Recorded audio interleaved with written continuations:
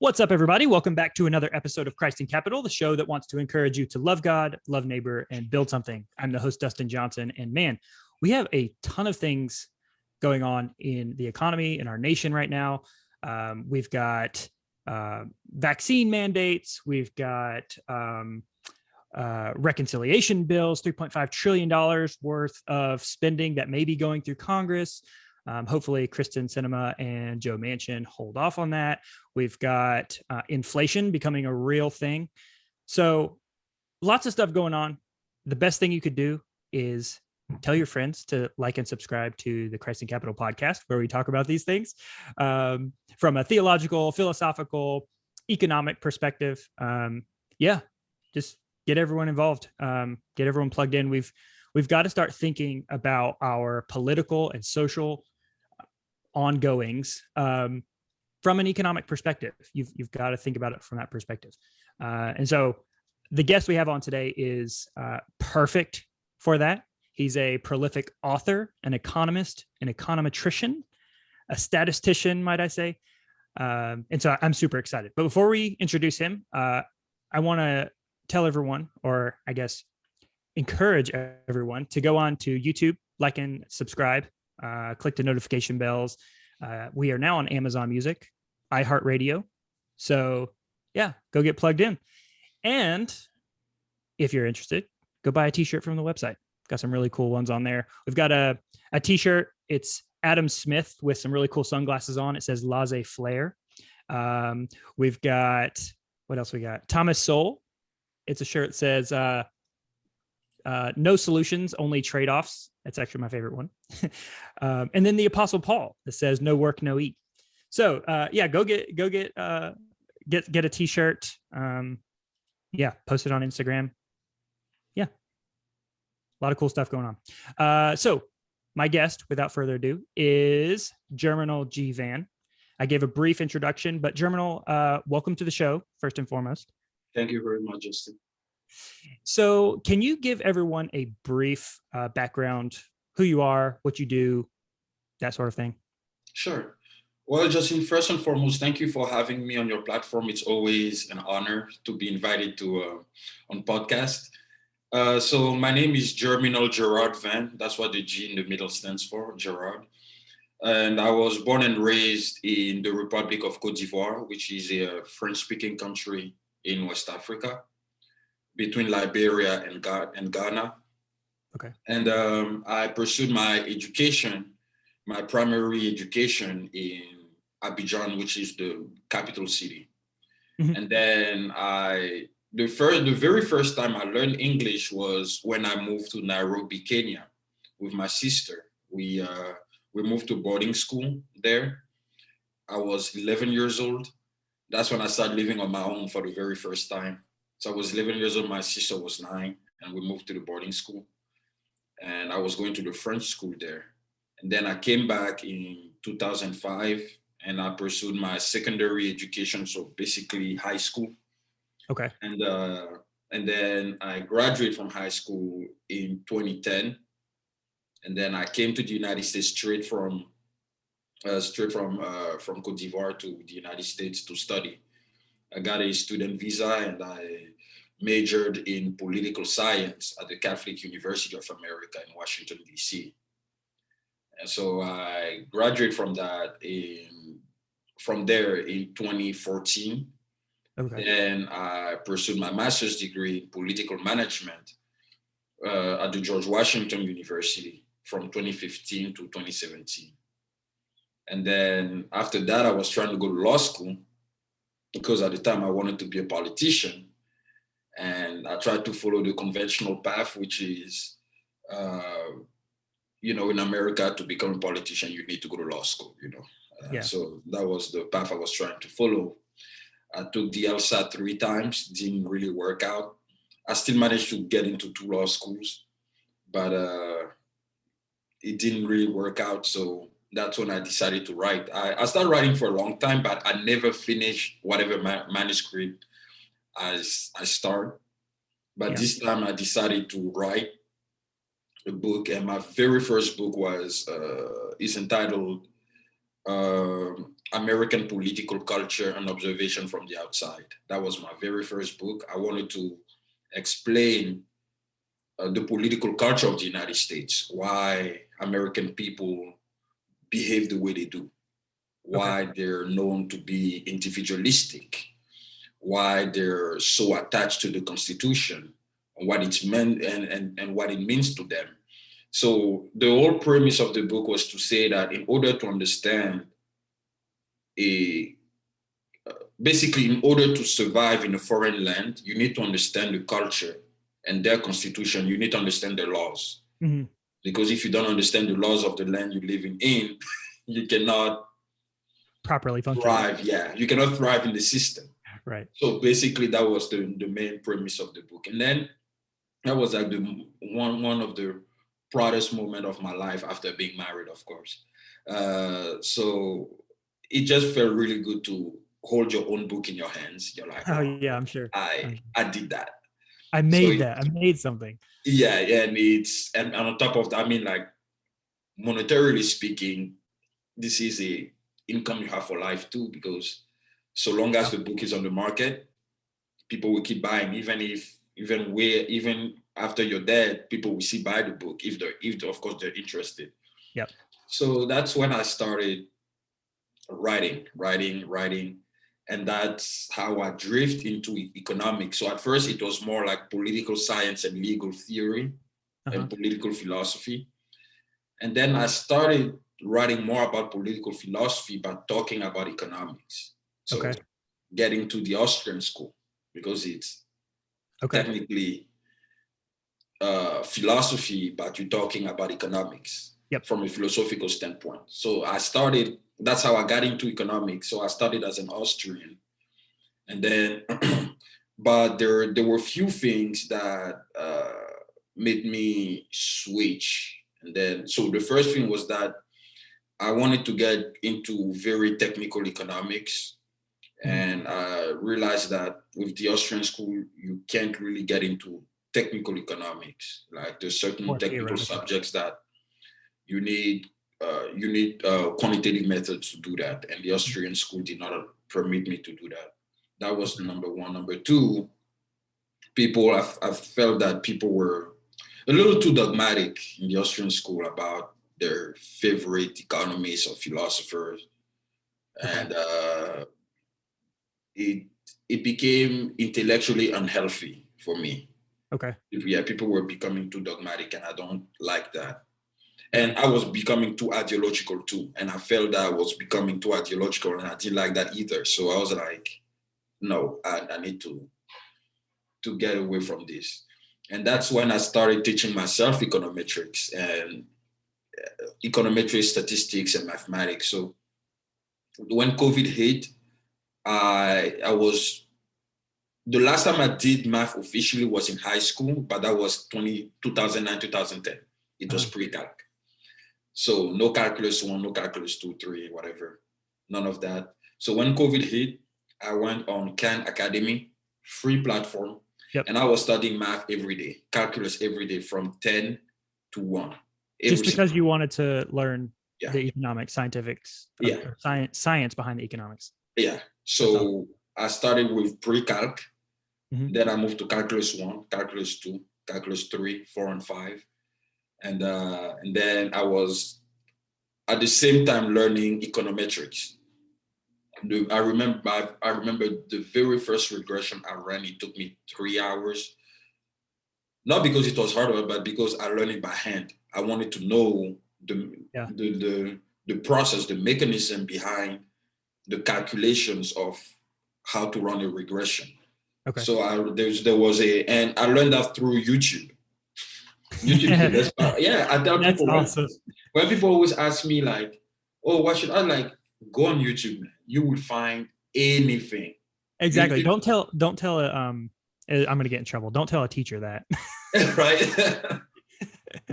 But yeah, the resources available is just astronomical. Absolutely, yeah. So I went on YouTube, I remember, and that's when there was a video say like how to run a regression by hand. And the guy is showing you like a very, very little sample data.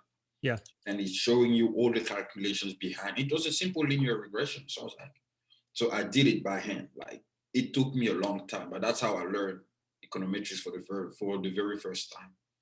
And then once I started to grasp basically the whole idea of econometrics and statistics, because econometrics is statistics, but you just use economic data instead of, I don't know, biological data or whatever type of data. It's just you use economic data. So when I started doing that, and to give myself a little more credentials, I completed a certificate on Coursera. It's called Statistics with R. So basically, it's a certificate of mathematical statistics with R. Okay. Yeah, you use the R software. So I completed that. It took me like a couple months, and doing that, I even got a job as a data analyst. Oh wow! Okay. Yeah, from that, because I took I completed. So I took the certificate from June till late August. And then after that, I started applying for jobs because, it was COVID, everyone got laid off, and, so you have to find new work. And plus I wanted to work from home. Yep. So I started applying for like remote jobs, and I found one that is based in Salt Lake City, Utah. Okay. And I'm working as a data analyst by day, and I'm an economist by night. So basically, I say that I'm an economist by vocation, because the difference between the job and the vocation is that a job is just a job. You're doing it for the paycheck. It's something you're not necessarily doomed to do for the rest of your life. You can do a job today, move to another job. Yep. But a vocation is something that you dedicate your life to. It's a cause that closer to home. It's closer to your identity.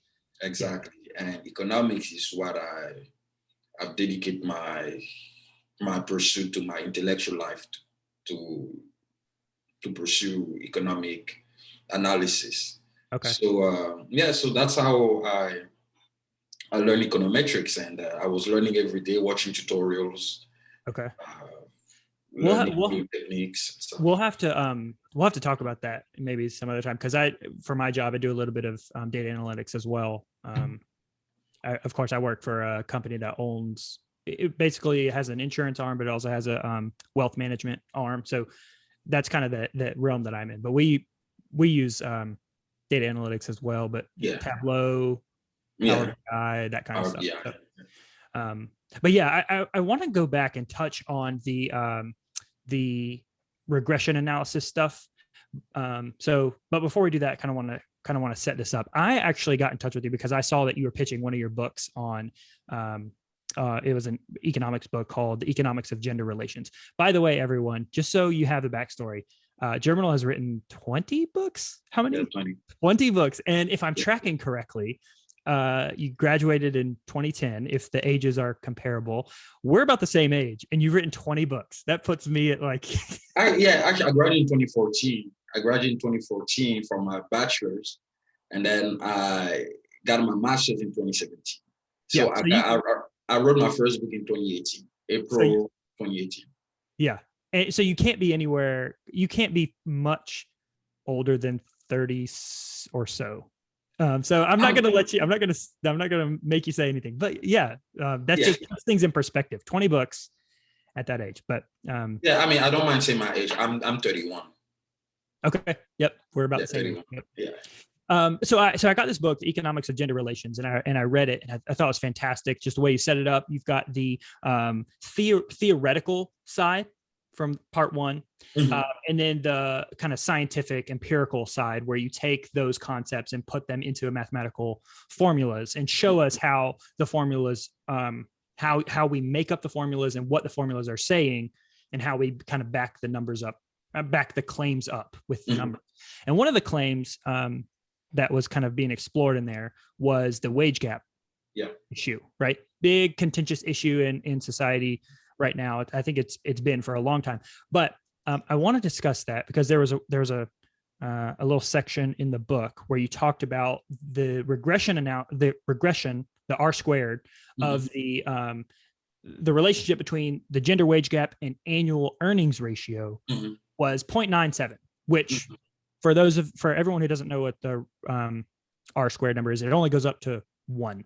Yeah, to 1. So the relationship is very high. And so I want you can you give us a basic understanding? What does that mean that there's a 0.97 negative relationship between the gender wage gap and the annual earnings ratio? What is that? Basically, the point is to say that the more the annual earning ratio increase, the wage gap actually decrease. The way what it means is that women have access to more opportunities.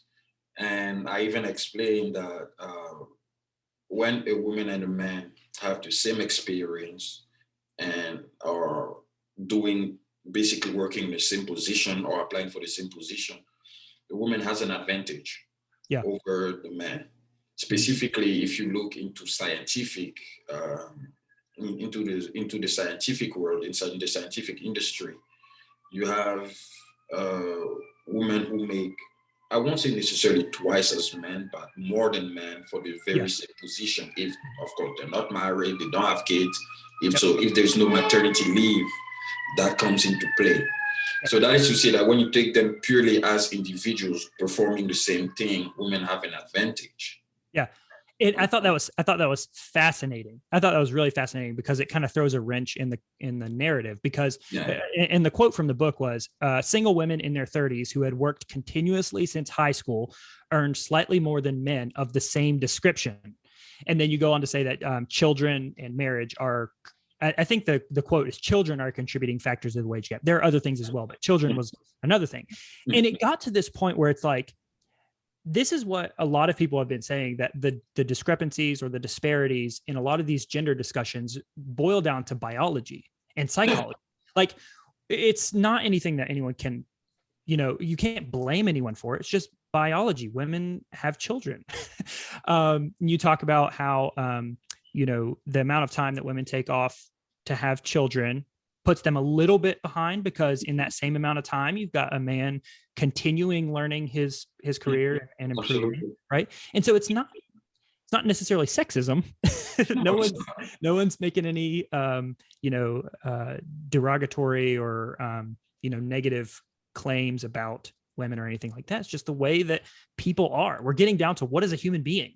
That's the question that we're starting to ask, which, from a Christian perspective, we have a certain answer to that, but that it's just ingrained. It's not discrimination. Thomas Sowell's book, Discrimination and Disparities, is really good on this. But first, everyone, here's the book right here. Go get it.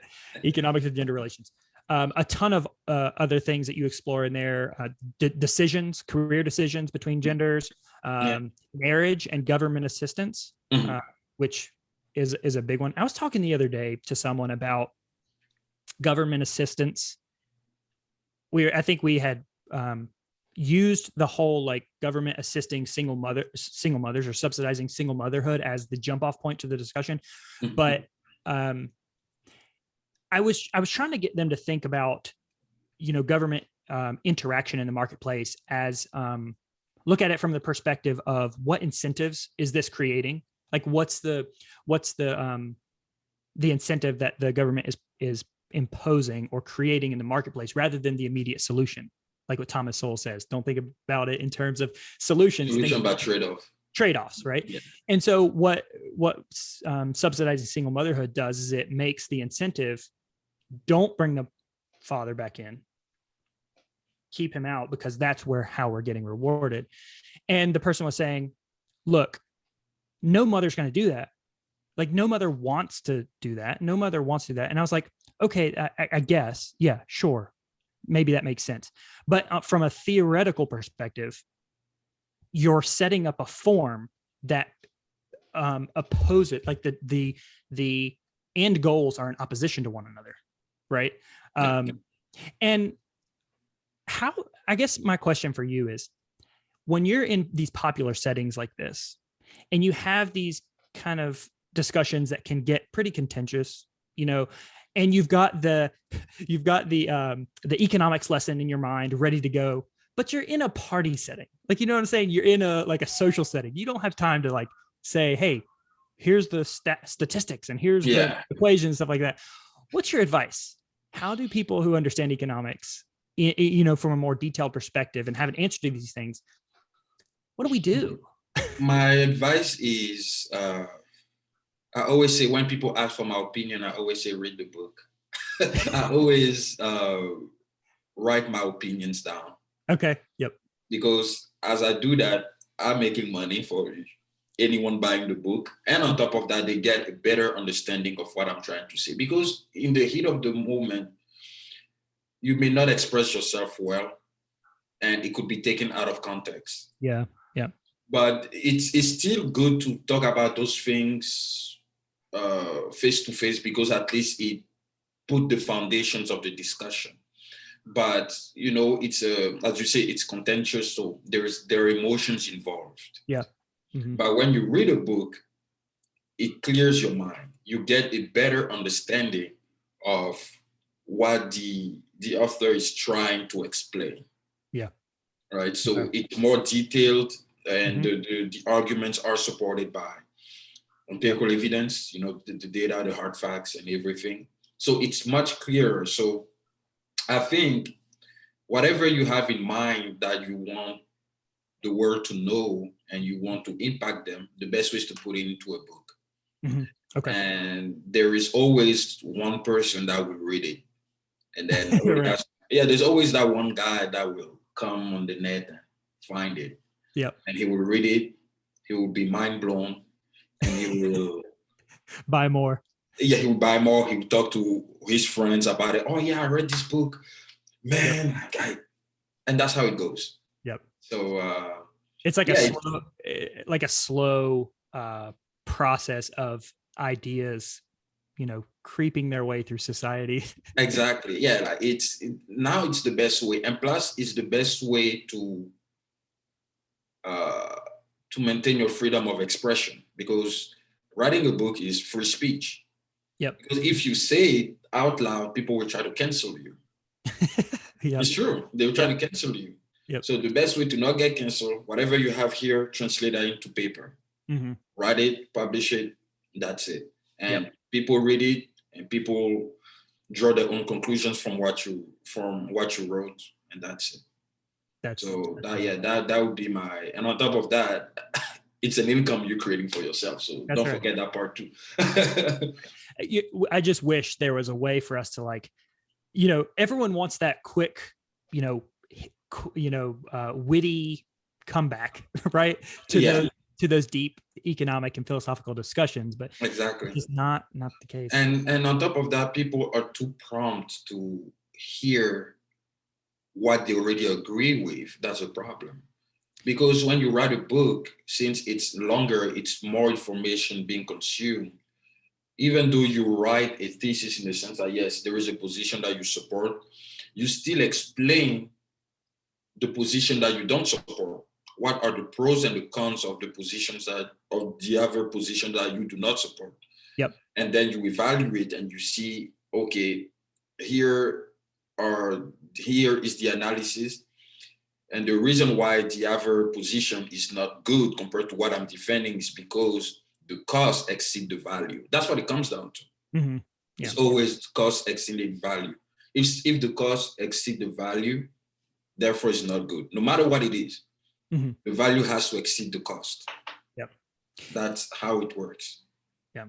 I think there's a famous theologian who says, basically, you're not allowed to critique someone unless you have articulated their position back to them and they agree. and the best way to do that is to write it down. Yep, exactly. Okay, so let's move on. So I also want to talk about the concept of representation. So you touched on that in the book. Representation is a huge thing right now. I've had a little bit of shift in my thoughts about this as it relates to representation in Hollywood, which we can discuss that in another episode. But my general thought was, my historical past stance was, let's, representation is, let's just not even think about that. Let's just base it on merit, right? Representation should be backed by merit, which I still agree with that. Yeah. But, in the book, you talk about women being more represented in non-STEM fields, which traditionally are lesser paying fields. And so I wanted to get your thoughts. What are your thoughts on this whole push for representation in everything? Do you think it's a good thing? Do you think it's a bad thing? Is there any economic insights that you can give? What are your thoughts? So it's not necessarily a bad thing, but the question is, what are the indicators that prove that that person should be representing others? Mm-hmm. The thing is, if, for instance, you have a company and you say we need to have a woman, that's fine. But at least pick the best of all of them. Don't pick a woman just because she's a woman. Merit, based on merit. Right, yeah. Exactly. It's like if, let's say you have a board of trustees and you want diversity by skin. No problem. You want one white, one black, one Asian, one Hispanic, one woman, one trans, or whatever. Yeah. Mm-hmm. If you want to have all of that, which is fine, but at least pick the best of them. Yep. If you have a heart attack, you need surgery ASAP. Are you going to say, oh, I want a white doctor? You just say, I want the best doctor, right, even if that doctor is black. But if he's the best in his field, I don't think you're going to try and discriminate here. You're dying, man. Right. That's the point. Yeah. Is that representation became an obsession in society today. Okay. And that's where the problem is. It became an obsession where we have to have. No, you don't have to have. Yeah. You don't have to have. If you want to have a woman, that's fine, but at least pick the best. Right. You have to thrive for excellence. That's the point here. Representation has to be backed by excellence. Right. I would rather surrounded myself with 4 white guys who are actually really good at what they do than 4 black guys who have no background in the thing. I'm not just going to pick black guys because I'm black and they're black. No. What are you bringing to the table? What value are you bringing to the table? At the end of the day, it comes back to my point. Everything is about value. Value must exceed the cost. Oh, here we go. The reason why we see all these billionaires who are like super rich and they all start a company. Mm-hmm. But why they're making so much? Because they're bringing value to the market.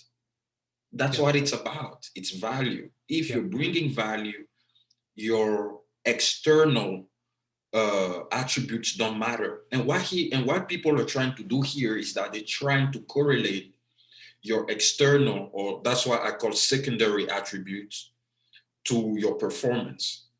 So when they say, oh, you need to hire a woman, so does it mean that the more women you are, the better you perform? No, there's no correlation showing that. Going back to the regression analysis. Exactly. Yeah, that's what it comes down to. There's no correlation saying the more women you are, the better are your performance. Or when people say, oh, we're a black-owned business. What does it mean you're a black-owned business? Yeah. How the fact that you're a black-owned business is correlated with your performance, with your sales, your revenues, and etc.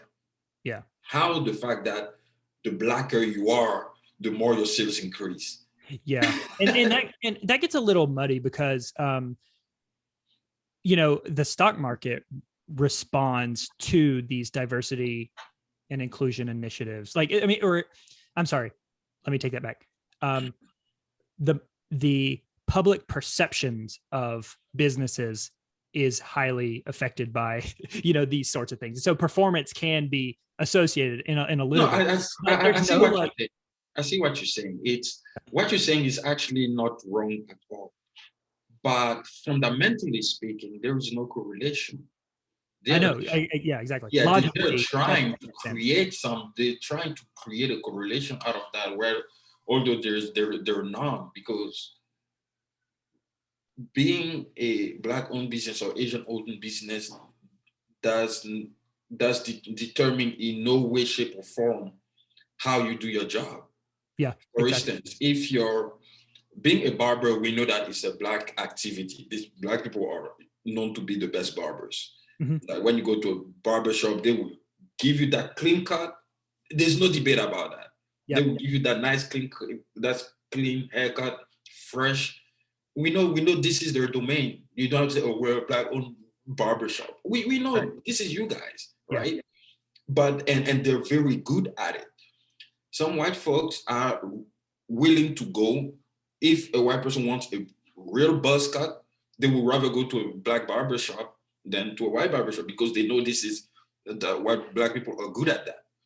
But the point is that, which reminds me, right? but the point is that when you are a company, focus on providing value to your customers. It doesn't matter who is the owner. I can give you a clear example. His name is, I think it's Tim Wilcox, I believe. He was one of the first richest Black men in America. And he's built his wealth while slavery was still a legal institution in the US. Okay. And how did he build his wealth? Who were his customers? Clearly, they were not Black people. It was white people. Yeah. Those rich white dudes in the 19th century buying his stuff, although the guy was Black. But they didn't care. Why they didn't care? Because they're like, okay, I don't like your race, but you're producing something of value. I'm going to buy it. Yeah. It doesn't matter. Isn't that what Milton Friedman says? He says, give them, make them pay for their discrimination. Have you heard that before? Oh, yeah, of course. Of course. I'm not going to restate it right now, but maybe I'll post that later. But yeah, Milton Friedman. I guess, which is a perfect segue.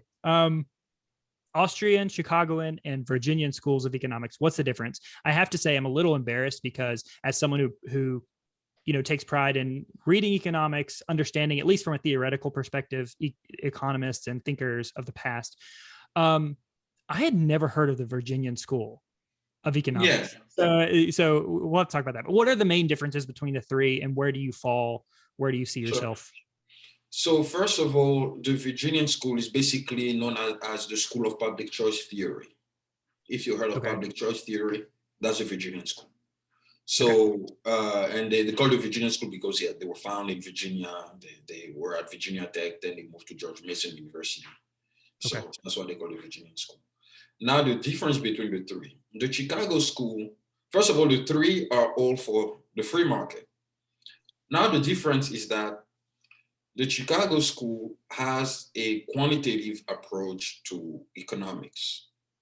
They see economics more as a hard science because their focus is on, they see the market as the organization or the institution that allow the efficient allocation of resources. Mm-hmm. This is Chicago. Yeah, that's a Chicago school. Okay. And the only time where they allow government to intervene is to manage the money supply. That's all. That is the extent to which they allow government to do things, to manage money.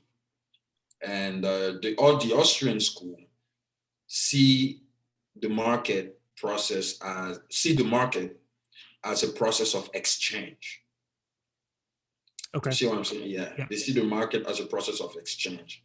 So they say, no matter what happens in the market, when we talk about the irregularities of the market, it's still part of a process.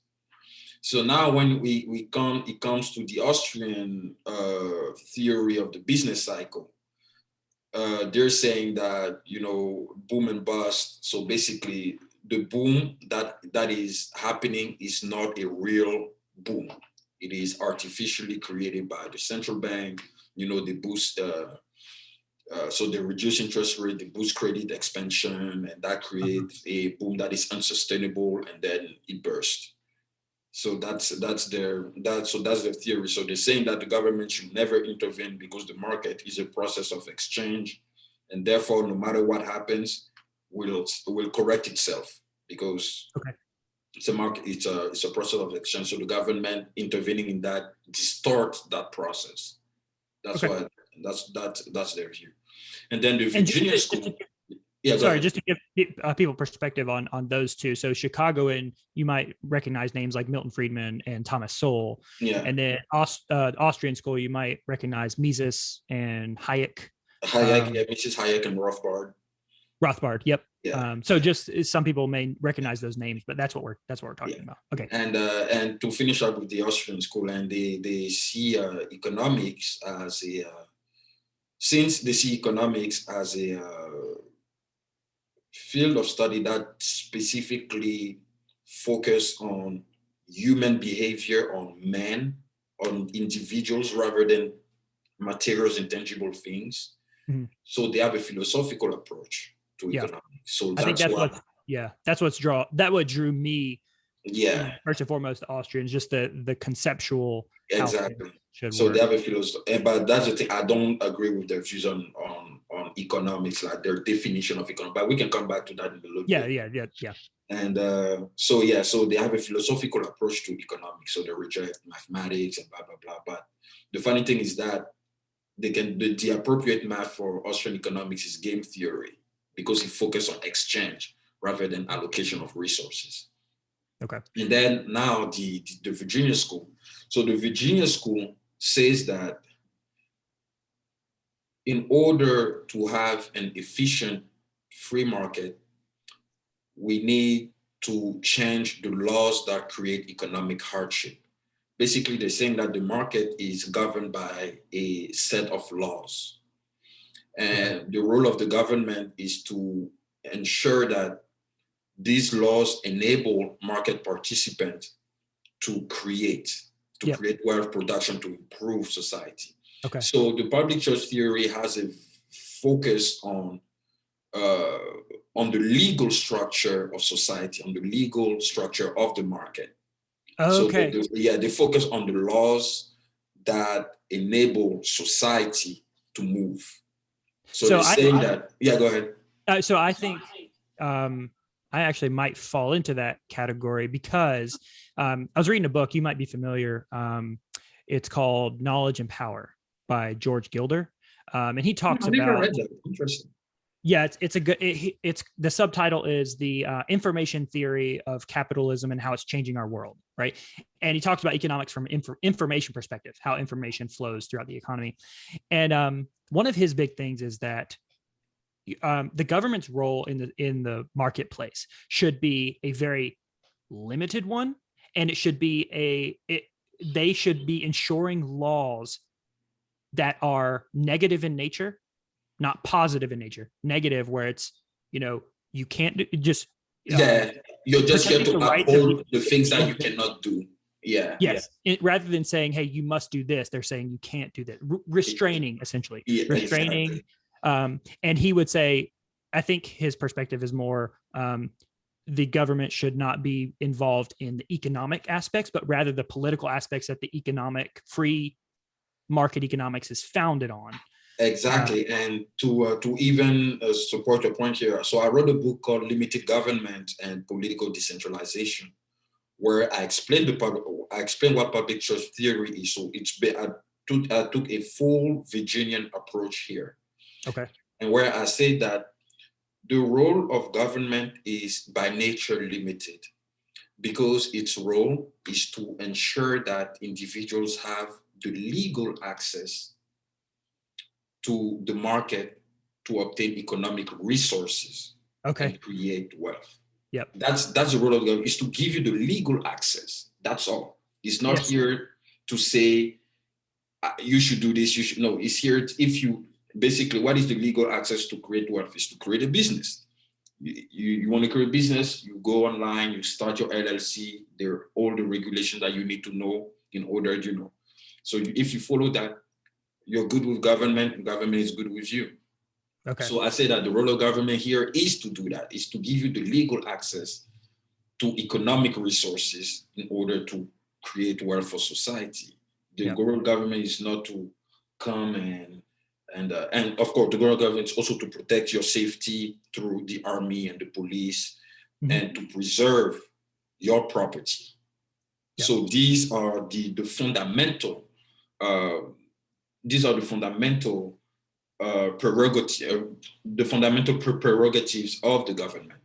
Anything beyond that now, that's where the idea of positive rights steps in.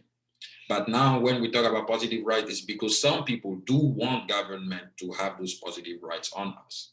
When they say, oh, we need more government for this, we need more government for that.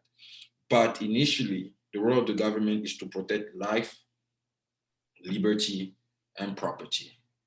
Okay. I just shared a quote of yours. It said, I can't pull it up right now, but it's basically, it said something like, it was never the intention that the government would be a, I don't remember, I can't quote it exactly, but the last part of it was, the government is always, if left unchecked, going to become a, I'll have to look it up. But you're basically saying if they're unchecked, it's a gradual creep forward. Exactly. Exactly. So, and that's what the public choice believes in. It says that in order to have an efficient economic system, you need to understand the laws that govern that system. Because let's say, for instance, and they say that because rules affect behavior. Let's put, for instance, let's take a basketball game, right? You have like the 2 points and you have the 3 points. Yeah. Because of the rule of the 3 points, people who are taller and stronger have that ability to use to shoot those 3 points. But what if you take that out? What if you take the rule of the 3 points? Behavior change. What's going on now? The guy who is strong and can shoot the 3 points becomes useless in the game because he's known for that. Yeah. So that's what public choice explains. It says that rules affect behavior.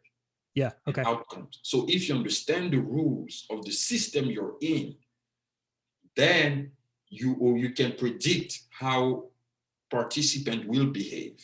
Yes, that was another key point of that book was predictable. Yeah. Right. Predictability. Exactly. Yeah. That's and to answer now your question, which one I'm closer to the 3? I am closer to the Virginian school and the Chicago school. The Chicago for a matter of methodology, and the Virginia school for a matter of ideology or theory, or a matter of ideal. Yeah. So to come back to the Chicago school, I strongly agree with their quantitative approach to economics, and the reason why is because, to me, economics is the science that studies the allocation of scarce resources, and the science that also studies the material conditions of human beings. That's what economics is about. It's about how are we going to improve the material condition of people. Yep. I don't entirely disagree with the fact that the Austrians say, no, it's more about men. It's true, yeah, men are actors in the economy. At the end of the day, it's true that there is no economy without individuals. True. Yeah. But what consists of having an economy is how things are produced, and how those produced things bring value to society, and how it improves the material condition of people. Because that's what people are concerned about, the material conditions. How are we moving from one income bracket to another? Yeah. These are the questions that an economist can answer, because these things are tangible. But if you're here to say, oh, men act, human action, blah, blah, blah, this is philosophy, man. It is philosophy. It's also interesting that a lot of the big economists of the past were you study them in philosophy class, like Smith and Hume and exactly. All those guys. Exactly. Yeah. It's just that it is important to understand that economics is divided into 2 branches. You have the ethical branch and the logistic branch. Okay. Yep. And that's the switch that you made, right? You went from the theoretical, ethical to the scientific. Logistic. Yeah, exactly. I'm more into the logistic branch because the logistic branch deals with tangible things, with material things. things that we can sense, we can touch, we can see, and we can therefore draw conclusions from the observations we have. The ethical one, it's more about your moral values. And they both need it. Yeah, they both need each other. I'm not saying that the ethical one is nonsense. No, it is sensible, because at the end of the day, economics started as a branch of philosophy. Yeah. And the idea that, so economics, the Greek is house law, right? Yeah. House law. What are the laws of the house? Yeah, exactly. The management of the household. Yeah. That's what it is. And the laws are fundamentally ethical. You can't steal. You can't kill people. You can't, you have, those are the values that we have to have in the society, that you can't do those things. And I think this is fascinating, because maybe I've shifted my thoughts a little bit about Austria and Chicago and Virginia, but honestly, I can see myself in all of them. I mean, like, I feel like it's not like picking a team. It's more of like... And honestly, the bottom line here is that I personally believe that it's not black and white, it is gray. Life is gray. Like, all three of them are complementary. Mm-hmm. In fact, they all need each other. Yeah. Because we need, especially if you look at the current situation, the current world we live in, we live with central banks.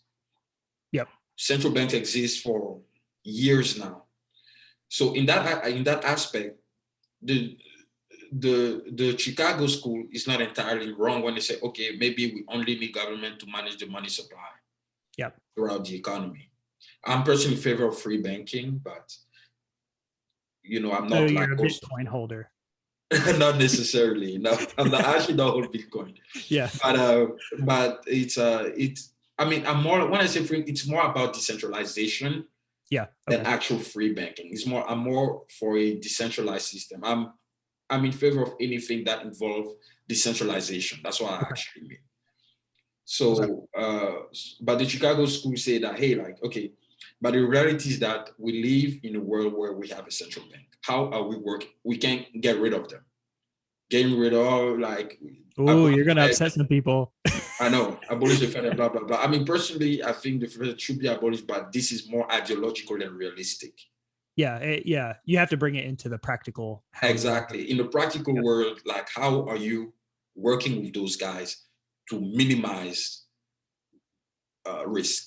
That's what it comes down to. So Milton Friedman say, oh, we need like the 2% rule, making sure that the money supply is maintained at a level that, it doesn't exceed, it doesn't go into inflation, or it doesn't deflate. So, we can agree or disagree. Personally, I don't really care. But the point is that we have a central bank, how we learn to live with a central bank.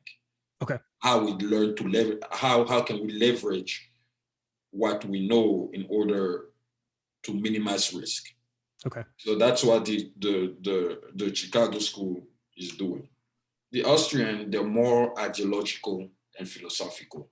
Mm-hmm. And sometimes I think like they're kind of detached from reality on certain things, because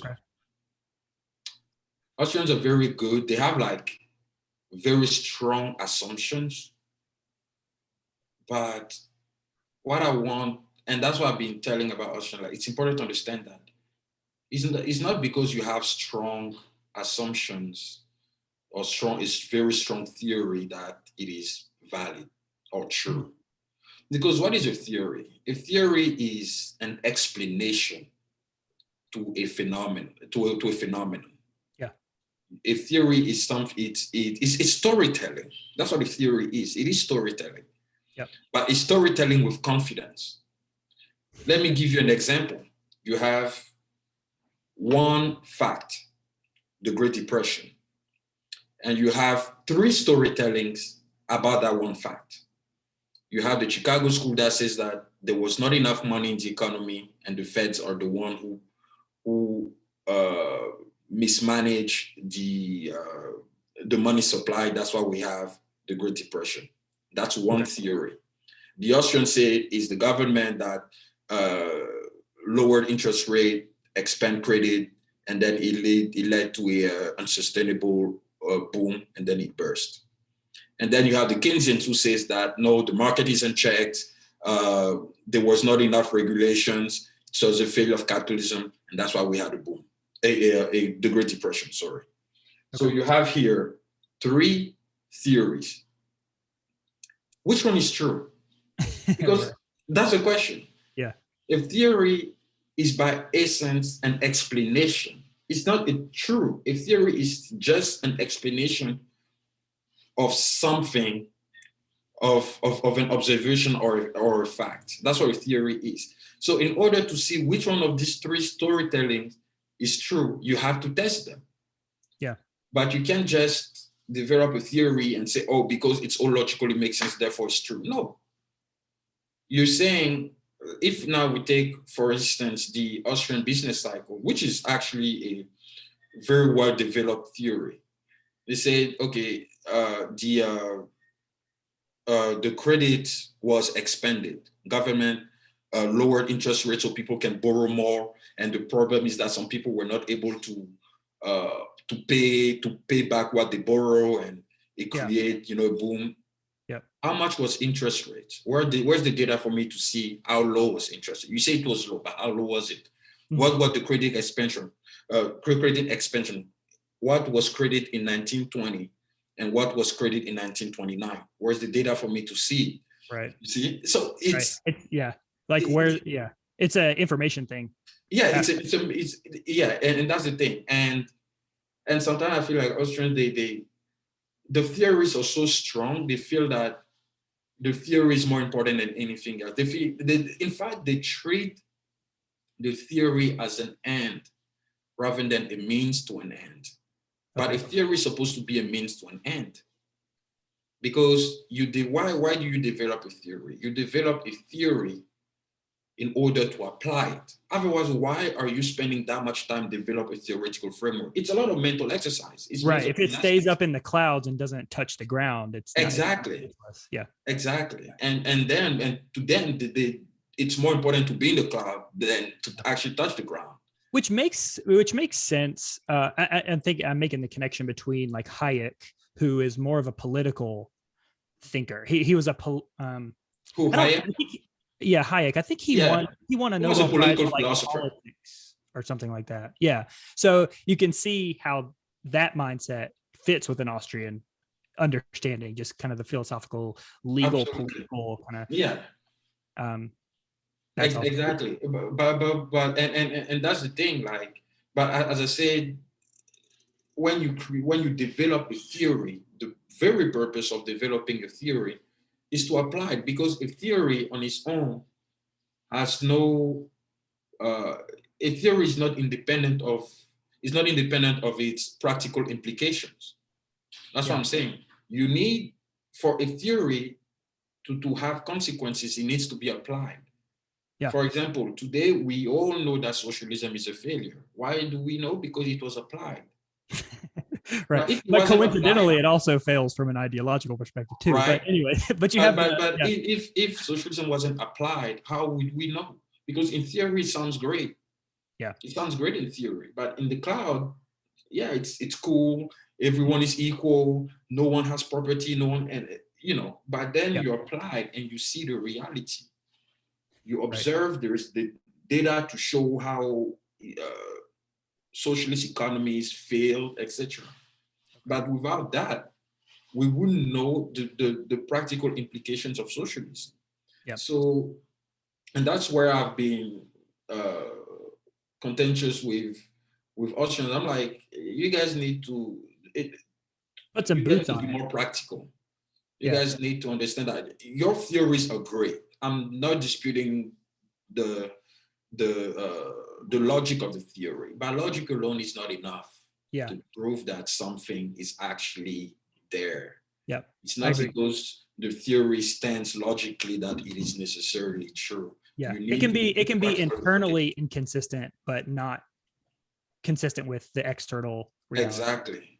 Yeah, and I get it. Yeah, and that's where and to me, like, this is one of the major drawback of Austrians, but they bring a lot of value to the field of economics. Mm-hmm. But I think they're more interested in being a school of thought than an active policy maker for change. I got it. And it's sad that they don't take the policy route and would rather stay in the cloud and then criticize when things go wrong. Yeah. So we'll switch gears just a little bit. I'll give you your last question before I let you go. Just because I want to ask you this question. What is the best, from an economic perspective, what is the best lesson, or the lesson you think that the economic left needs to learn? And what's the economic lesson that the right needs to learn? Just kind of. Oh, wow, that's actually a very good question. So the economic lessons that the left needs to learn is that responsibilities matters.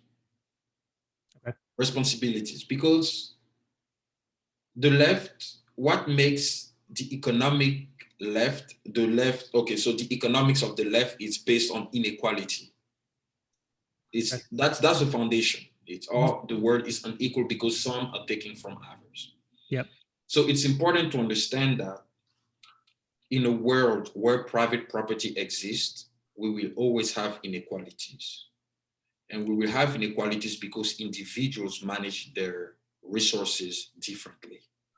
And there are biological, psychological, natural discrepancies. No one's, anyway. Even you're not equal to yourself. Even me, I'm not equal to myself.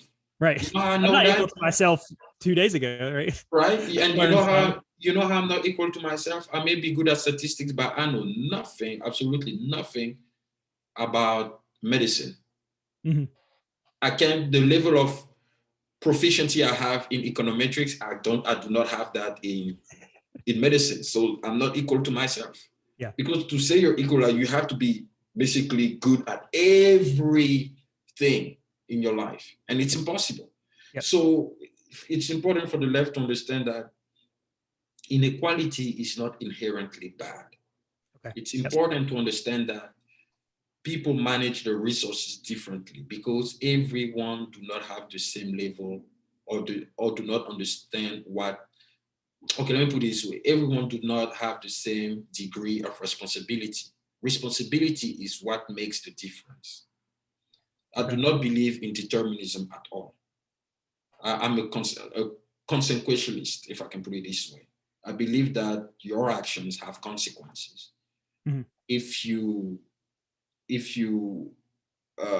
plant good actions, you're gonna get good results. If you do bad things, you're gonna get bad results. Yeah. So for the left, it's important to understand that inequality is not a bad thing. Okay. For the right now to understand about the economic lesson for the right to learn from the left is that damn, I didn't think about this. That's a really tricky question. Let me see what you think about this. Yeah. And one thing that I've kind of, because I would call myself on the right somewhat. Mm-hmm. So my thing and the way I've been trying to correct myself is letting yourself understand the emotional side. Yeah. Right. Just at least let yourself understand it and don't be too cold-hearted to it. Yeah. That doesn't mean to give up and disregard the economic truths. Yeah. But at least don't just kind of stiff arm the emotional side, because that's I would say the same too, because I would say because us on the right sometimes we tend to be dismissive of left because we say, oh, they're emotional, they're always crying about everything. But at the end of the day, no, it's true. But at the end of the day, we must say that everything cannot be uniform. Mm-hmm. The reason why some people support left-wing ideas is because they have a different experience than we do.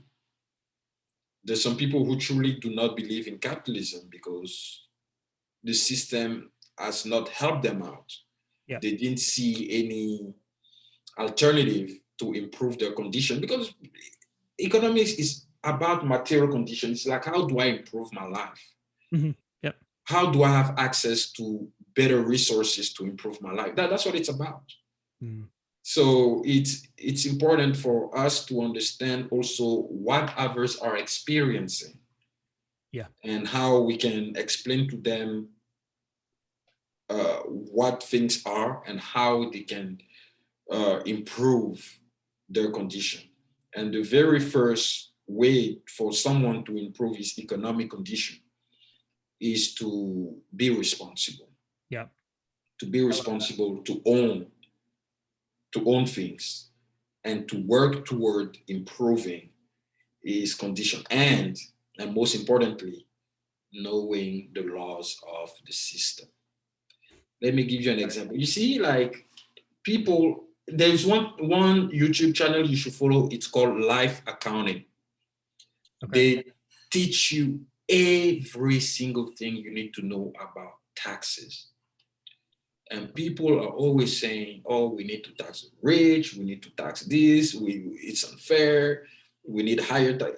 So you know the whole. Yeah. So, yep. And that channel was talking about tax avoidance. What is tax avoidance? And who is eligible for tax avoidance? They were saying, like, if you're an employee, you do not have access to tax avoidance. How do you have access to tax avoidance? There is a law for that. There is, in the IRS, it is written, it is perfectly legal to avoid paying taxes. Right. But what tax avoidance means, it means basically writing off things for tax deductions. That's what tax avoidance is, not tax evasion. Tax evasion is that you do not report in the IRS document whatever income you get it. Right. Because you don't want to pay tax. This is tax evasion. It's different in tax avoidance. So they were saying, like, in tax avoidance, in order to have tax avoidance, to be eligible for that, you need to own a business. Is it hard to own a business? No. Why? Let me tell you this. In Georgia, you can start a business for free. If you want to start an LLC. I think you can in North Carolina too. Yeah. If you want to start an LLC in Georgia, it is $49. Anyone can do that. If you're a business owner, you have access to tax avoidance. So the key, so the point here I'm trying to say is that people need to understand the laws of the system they live in. Because once you understand the laws, you know how to navigate through those laws. And that's what wealthy people do. People will say, oh yeah, wealthy people are taking from. No, they're not taking anything from you. They learn the system. And once you learn the system and you know the loopholes, the rest becomes a piece of cake. Yep. And that's why I'm telling everyone, whether you're left, you're right, the best way to improve your condition is to learn the rules of the system you live in, because rules affect behavior and outcome. The minute they change the rules, people's behavior will shift accordingly to the rule being changed. Oh, I see what you're saying. Like, this is the whole, this is one thing that the Austrians are actually, well known for, is like thinking of the economy not in terms of a machine that you need to twist if you twist the levers a certain way, you'll get a specific result. But my thing is, like, you should think of it more as like a chessboard. If you move one piece, well, people are going to make their decisions differently based on that one. Exactly. And that's what public trust theory is saying, is that the minute you change one rule, it's going to affect everyone differently. That's why when they have these like tax revenue projections based on these rule changes, they never get it right, because they're saying, like, hey, if we up the tax rate to this amount, then if we just change that and apply the same variables or the same coefficients to that, then we'll get an increased revenue. It's like, no, if you change the rule, they're going to make different decisions. Exactly. Exactly. And this is one thing where it is hard to apply quantitative analysis. You can still do, but it will take more time, because behave, Comes because to a people behave, confidence about what choices they'll make. Like, exactly, because people behave automatically to things. Like you change one thing, people behave, and that's why I always say, public choice theory is, to me, it's just my opinion. It is the best. The Virginia school is, to me, the best free market school of thought, because the rules are fundamental. Because let me take, for example, because, let's say, for example, the Austrian talk about, oh, the government should not interfere in the market and they distort price and blah, blah, blah. But when the rule change, then everything that comes along with the market process has to change too. Yeah. The rule is actually fundamental. That's what it comes down to. The rule is fundamental. That's why, like, even today, we don't even need central planning anymore. A government doesn't even need central planning to control the economy. Because what they do, it's called indicative planning. Indicative planning is that the government controls the economy without having to be actively involved in. Basically, they make market participants believe that they're the one in charge of the economy, whereas they're not. So let's say, for instance, there's too much inequality. Instead of nationalizing everything, central planning, the government said, okay, since there's too much inequality, we're just going to increase the tax rate on a certain income bracket. And when that happens, it changes everything. It changed gears. So now people behave differently, right? People behave differently. And then those who have been affected by the rule now are going to change their investment plan, their saving plan, and people who are now below that tax bracket were also going to change their ways. They're like, okay, now I have like more power, more money to save. My purchasing power is increasing. Well, so therefore I'm going to do this and that. So, and that's how it is. Yeah. So it's the rules. Like, that's why I insist on that. Learn the rules, learn the regulations, learn the policies that govern our system, because it is based on that people make their decision. Yeah. Because and you can kind of see here a little bit how the philosophical, theoretical, dare I say theological, comes into play, because you're making assumptions or predictions about what people's decisions will make. But that's the question that, like, Christ and Capital is trying to answer. Like, what's a human being? Why do they make these choices? What choices do they make? What are their incentives and all that kind of stuff? But yeah, I've never articulated that on this podcast, the whole idea of knowing the laws and what happens when you change laws, because people make decisions based on what the rules are. Oh yeah, absolutely. So I'm glad we touched on that, but we're running a little bit long, so I wanted to give you a chance to pitch any of your books, tell people to get in contact with you. Where do you want them to reach out to you, that sort of thing? Sure. So I have a website. It's germinalgvan.com. Anyone can subscribe to it's free. I'm not charging anything. Anyone can subscribe to my website. I have research papers.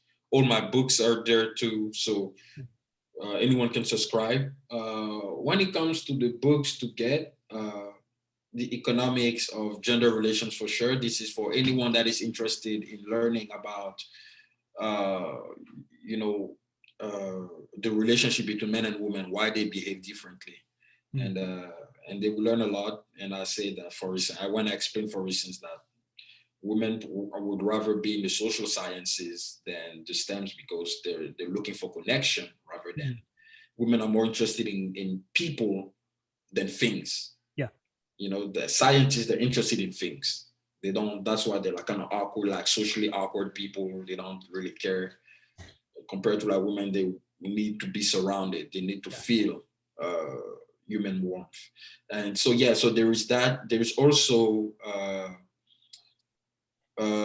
limited government and political decentralization. This is basically the case, the empirical case for limited government. I'm basically statistically demonstrating why limited government is a very effective form of government to promote economic freedom even political freedom, all kind of freedom. And the economic condition of Black America in the 20th century, my best book so far. I guess it could be my magnum opus in terms of sales, not in terms of the length of the book, because that's not my magnum opus. It's the book before that, but that was for West Africa. I wrote a big book on how West Africa could develop itself economically and develop an entire economic model and everything. Yeah, it's Okay. like a 500-page book. Yeah, it's pretty big. But this is very specific. And there's also income inequality and economics, which is it was my 8th book. I'm explaining income inequality and why there is inequality in the world. So there's that. And people can also read my papers on the Mises Institute. Now I don't write for the Mises Institute anymore. I just... Oh, I didn't know you wrote for Mises. Yeah, I mean, I did not. That's because you're not an Austrian anymore, right? Yeah, I was just a contributor, that's all. I was just a contributor. Yeah, I'm not an Austrian anymore, so no. Okay.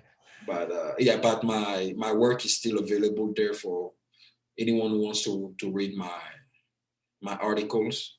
Okay. But yeah, where to be found? So my website, Instagram. Most people found me on Instagram, and then they go to my website from Instagram. Okay. So yeah, Instagram is the main platform to reach out to me, and my website as well. Awesome. Well, I have had a fantastic time. The book is awesome. If all the other books are like this one, everyone, you need to get them. You need to read them. Yeah, there is math. So for people who are afraid of math, well, I don't know what to say, but there is a little bit of math. But it's okay. Yeah, go ahead. I was just going to say, you have the theoretical, and then the math, you tell the story, just the story through the math, which, yeah, I mean, it kept me. Right. So, and I think anyone can digest that. Like, yeah. It's just a little bit of like differential equations and stuff, but that's it. You know, it's the math is like intermediate to advanced, I admit, but it's not like the book is not just filled with equations from it's not a math page. Yeah, it's not a math textbook. Yeah, it's not a math textbook. I told someone that this book was like the most no fluff book that I've read. It's just straight value. Like, here's the claim, here's the math that backs it up, the end. Like, I'm a very straightforward guy. So yeah. So everyone go check it out. Go check out any of the other books. I will link all those links that Germinal just mentioned in the show notes. Yeah, go get connected. Like I said, we got to start thinking about economics from a more holistic perspective and bringing that thinking into the marketplace, because historically, this line of thinking, the mathematical, the scientific, the philosophical of economics, they all need each other. Yeah, and they're not, I guess I should say, marketable. The emotional is marketable. This stuff is not. So we've got to take that initiative to learn it, get it out there. So absolutely awesome. Well, thank you again, Germinal. I really appreciate. So thank you very much. No problem. Thank you. Thanks. All right, everyone. Like we always say, go love God, love neighbor, and build something. Talk to you later. Awesome. That was great. Thank you.